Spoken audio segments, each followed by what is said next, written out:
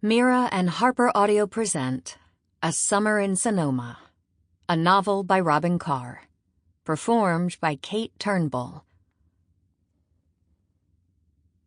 Chapter 1. Cassie and Ken walked out of the bar together at 7:30. In the rapidly descending darkness of a perfect June night, he pulled her into his arms and covered her mouth in a powerful kiss. Wow, she thought. It was a good kiss, consuming and deep. His hands were running up and down her back. Then one slipped around her side, reaching for a breast, and she withdrew. She pushed him away, laughed nervously, and said, "Hold on, partner. Getting a little ahead of yourself, aren't you?" "Sorry," he said. "I've been looking at you. Wondering, you know." "Well, wonder no more, big fella. Rest assured I am definitely a girl. Now, don't we have plans? Live music in the park?"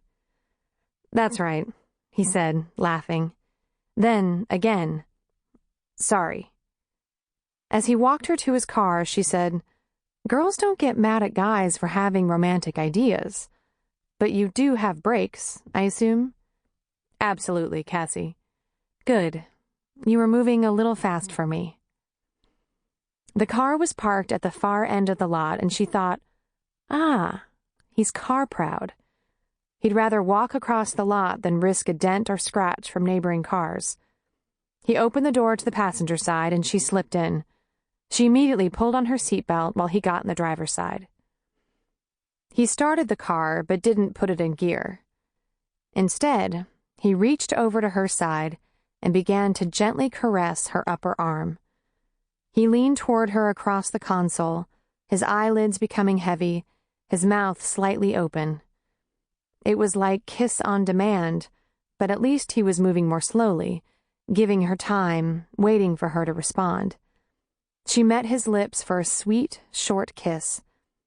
He moved over her mouth with precision, but when she pulled away from his mouth, laughing nervously again, he grabbed her upper arms in his strong grip. "Cassie," he said in a breath, "what do you say we rethink the music? Maybe skip it?" "I don't think so. I was looking forward to it," she said, her heart rate speeding up a little. She started to smell an ill wind. "Come on," he begged. "Think about it. You won't be sorry." She did a quick memory check.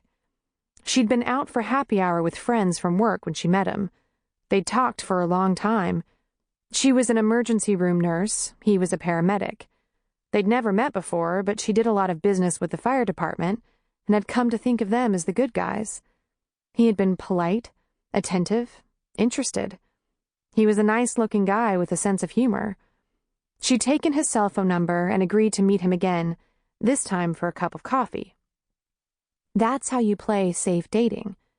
He'd been a gentleman, walking her to her car after coffee and saying goodbye with a brief platonic hug. Then she'd given him her cell phone number. So, after a few getting-to-know-you conversations, she'd accepted a date for live music in the park. She still hadn't let him pick her up. They'd agreed to meet at a bar because finding each other in a park full of people could be difficult. His behavior now took her by surprise. She'd have to back him down quick. She'd been attracted to him, but no way was she ready to take this to the next level. "I don't have to think about it," she said, her palms pressed firmly against his chest. "I was looking forward to some music.